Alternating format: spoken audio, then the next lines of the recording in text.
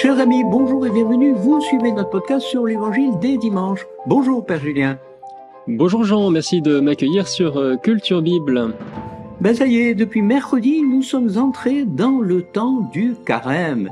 Et ça commence fort avec un affrontement sans précédent entre Jésus et Satan. Jésus est tenté dans le désert pendant 40 jours.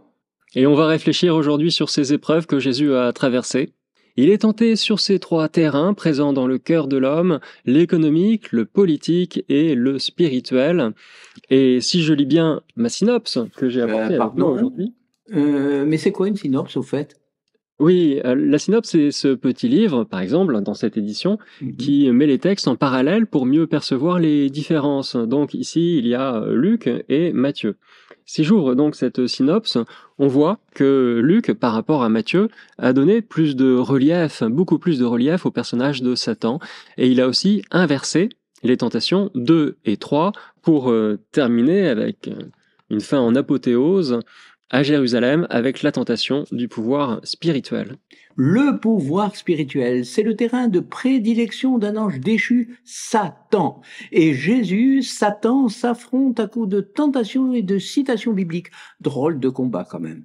Oui, et c'est un combat qui ne fait que commencer. Ils s'affrontent dans le désert, mais aussi ils s'affrontent sur le terrain des Écritures, puisque les deux vont se référer à la Bible, aux Écritures, avec ce refrain qui apparaît chez Jésus comme chez Satan, il est écrit.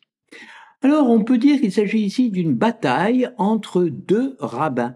Rabbin Jésus versus rabbin Satan. Et Rabbin, Jésus, se défend très bien. C'est un match en 3 rounds. On ne termine pas avec un chaos, mais avec l'annonce d'un nouveau combat. Luc conclut en effet le passage des tentations au désert avec ce dernier verset. Ayant ainsi épuisé toutes les formes de tentation, le diable s'éloigna de Jésus jusqu'au moment fixé. Jusqu'au moment fixé, c'est-à-dire la passion. Est-ce que Satan n'est pas un peu naïf de penser qu'il peut l'emporter contre le Fils de Dieu ? Eh bien, je crois que c'est de bonne foi que Satan s'attaque à Jésus. Il pense avoir ses chances contre ce Jésus de Nazareth. Satan, il faut le rappeler, est le grand champion. Il a déjà gagné contre beaucoup de durs à cuire, les anges déchus par exemple, qui l'ont suivi dans sa révolte. Il y a aussi Adam et Ève, et également beaucoup d'autres personnages éminents de l'histoire sainte. Mais est-ce que ça ne serait pas un problème de catégorie finalement, comme en boxe ? De catégorie, c'est-à-dire ? Eh bien, Satan, c'est qu'il combat dans la catégorie poids lourd, et il est sûr de lui. Mais sait-il dans quelle catégorie se situe Jésus ? Eh bien, peut-être pas, vous avez raison. Satan appelle Jésus fils de Dieu à plusieurs reprises, mais a-t-il vraiment accès au mystère de Jésus, c'est-à-dire à sa divinité, à la relation inouïe que Jésus entretient avec son Père ? Non, c'est pas possible. Car l'accès à l'intimité spirituelle du Christ, pour Satan comme pour nous, est un don de Dieu que l'on reçoit au baptême ou qui est donné par une grâce prévenante. Or, Satan, c'est celui qui, par définition, a rejeté Dieu et le baptême. Il n'a donc pas accès à l'intimité du Christ. Oui, Satan ne connaît pas vraiment son adversaire, en fait. Au terme de ces 40 jours de tentation et de combat, Satan est intrigué. Il commence à s'interroger sur ce nouveau challenger qu'est Jésus. Il est plus coriace qu'Adam, qui était pourtant une créature assez extraordinaire. Et Adam n'avait pas tenu longtemps contre le serpent tentateur dans le jardin d'Éden. Je crois qu'il n'était même pas allé à la fin du premier round. L'économique, le politique, le spirituel. Est-ce que toutes les tentations que nous pouvons rencontrer se résument à ces trois-là, énumérés par Luc ? Eh bien, oui, ça me paraît être un tableau assez complet. Il y a les tentations d'ordre économique. Le pain renvoie aux appétits physiques. Nous avons besoin de pain, d'un toit sur la tête, de vêtements, besoin de subvenir à des besoins fondamentaux, besoin de vivre, tout simplement. Et puis, il y a d'autres besoins qui peuvent apparaître, besoin d'exercer des responsabilités. Après les tentations d'ordre économique, et Jésus est tenté aussi sur le terrain du politique, être responsable dans son domaine de compétences, exercer une mission de service public ou gouverner. On peut être tenté aussi sur ces aspects-là de notre vie. C'est ça aussi le terrain du politique. Et la tentation du pouvoir spirituel dans tout ça?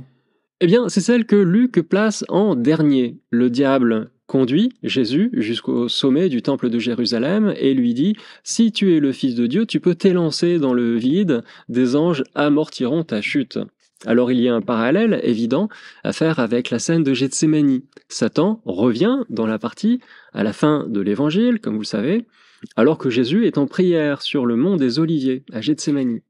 Ouais, en effet, je me souviens de ce passage. Jésus est tenté de prier pour que la coupe de la souffrance passe loin de lui. Père, si tu le veux, éloigne de moi cette coupe. Mais aussitôt, Jésus se ravise en disant, cependant, que soit faite non pas ma volonté, mais la tienne. Et pour montrer que le verset cité par Satan sur les anges dans le passage des tentations s'accomplit quand même, Luc ajoute ce petit commentaire à la fin de l'évangile, alors du ciel lui apparut un ange qui le réconfortait. Jésus donne en fait une leçon d'interprétation des Écritures à Satan. Exactement. En fait, c'est comme si Satan lui disait au moment des tentations, alors comme ça, le Messie doit souffrir. Moi, si tu le veux, eh bien, je peux t'épargner toute cette souffrance. Tu n'as qu'à te prosterner devant moi et tu resteras Messie. Je mettrai même tous les royaumes de la terre à ta disposition. Alors Satan, bien sûr, n'a rien compris au Messie des Écritures. Le Messie est sauveur parce qu'il est fils de Dieu, parce qu'il se reçoit tout entier du Père. Et il peut ainsi montrer le chemin aux hommes, le chemin de l'Alliance. C'est pour cela que le Messie doit souffrir pour entrer dans sa gloire. Et dans une obéissance parfaite, Jésus dira, au moment de mourir sur la croix, « Père, entre tes mains, je remets mon esprit ». Jésus ne peut pas nous montrer le chemin s'il ne passe pas lui-même par la croix, n'est-ce pas? D'ailleurs, le combat entre Jésus et Satan revient régulièrement dans l'Évangile. Vous voulez peut-être nous parler, nous rappeler un autre passage? Oui, pour montrer que c'est un thème majeur dans l'évangile de Luc, je vous montre que ces tentations reviennent au moment de la crucifixion au chapitre 23. Les tentations sont mises alors dans la bouche de ceux qui se moquent de Jésus et Luc va inverser l'ordre des trois tentations. Les chefs du peuple tournent Jésus en dérision et disent « Il en a sauvé d'autres, qu'il se sauve lui-même, s'il est le Messie de Dieu, l'élu ». Et c'est exactement ce que propose Satan à Jésus, se sauver lui-même en sa qualité de Messie, d'élu. C'est la troisième tentation, nous sommes sur le terrain du spirituel. Au moment, vous savez, où la pancarte est posée avec écrit dessus « Celui-ci est le roi des Juifs », des soldats se moquent de Jésus en disant au verset 37 « Si tu es le roi des Juifs, sauve-toi toi-même ». Avec cette idée de la royauté, eh bien, on retrouve exactement la deuxième tentation. Jésus est tenté par Satan sur le terrain du politique et en l'occurrence de la royauté. Et enfin, au verset 37, l'un des malfaiteurs suspendu en croix l'injurie « N'es-tu pas le Christ? Sauve-toi toi-même et nous avec ». Et cette insulte vient du larron. Donc le larron le tente en lui disant de sauver sa vie. On retrouve la première tentation. Jésus est tenté sur le terrain que j'avais appelé l'économique, c'est-à-dire vivre et assurer sa subsistance. Rabbin Jésus versus Rabbin Satan, c'est bien trouvé comme expression parce que c'est vrai que ce thème parcourt tout l'évangile de Luc. Et je voudrais conclure en vous montrant quelques images du film de Mel Gibson, La Passion du Christ, où on voit le personnage clé de Satan apparaître très régulièrement dans le scénario, un peu comme dans l'évangile de Luc. Satan est curieux devant ce Jésus à Gethsémani. Il est ensuite sceptique sur la capacité de Jésus à porter les péchés du monde. On le voit très étonné. Satan traverse ensuite plusieurs scènes avec un avorton, un bébé difforme dans les bras, ou alors il apparaît dans le visage grimaçant d'un enfant pour terroriser Judas. Enfin, Satan est anéanti au moment où il comprend qu'en conduisant Jésus jusque sur la croix, il a participé malgré lui à l'accomplissement des Écritures. Et à la fin du film, Rabbin Satan avoue sa défaite. Et oui, qu'est-ce que vous voulez, Jean? Il n'y a pas de meilleur rabbin que Jésus de Nazareth, parce qu'il est à la fois l'interprète et l'interprétation de l'Écriture. Rabbi, comme Rabouni, comme l'appelait Marie-Madeleine. Bien, chers auditeurs, je rappelle que si vous arrivez sur cette chaîne pour la première fois, vous pouvez vous abonner. Si vous êtes déjà abonné, pensez éventuellement à activer l'option notification pour avoir les dernières nouvelles de notre chaîne Culture Bible. Merci Jean, à la semaine prochaine, lundi 18h sur Culture Bible.